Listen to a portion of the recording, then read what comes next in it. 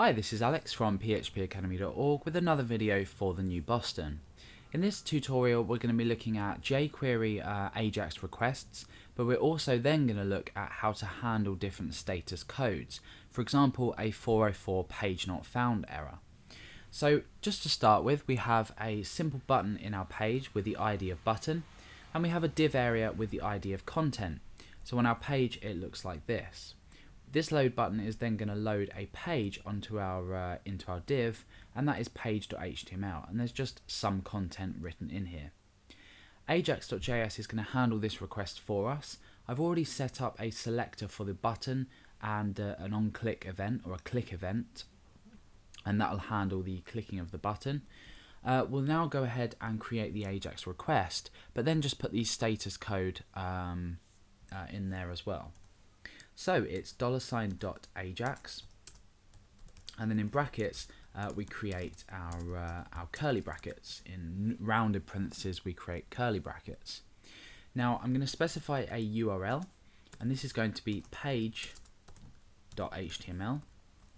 and I'm going to comma separate that with success, and this is going to be a function, and the function contents is going to make use of the data that's returned from this page, i.e. the content, which would be some content.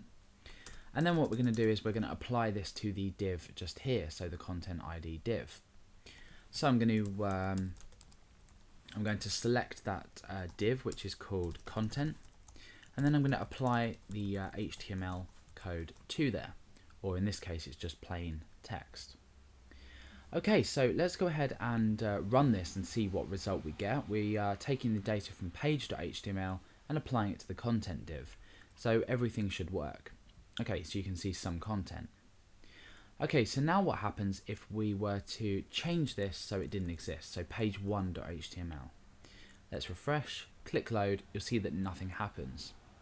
So what we can actually do is we can use the status code property, I guess, of this AJAX request, and actually return errors based on the status code that's returned. So all we need to do is write status code, so with a capital C, and then after this we need more square brackets, and I'll bring this down and go ahead and indent that in a bit. Now we're going to say 404, so this is the error that we are looking out for. And if we do have a 404 error, we create a new function here with a block, and then we can do something depending on whether the page isn't found or not, for example. So in that case, I'm going to place some data into the content. Let's just spell that quickly. Content.html, and I'm going to say just say page not found. So what's happening now is we're attempting to open page.html. We're checking for a status code. If we have a status code 404, we're creating a function, and the contents of that function is to apply the text page not found. In fact, we can go ahead and change this to text. The text page not found into the content div here. Otherwise, if we have a success, we can we're returning this data, which is the contents of page.html, and applying that to the contents div.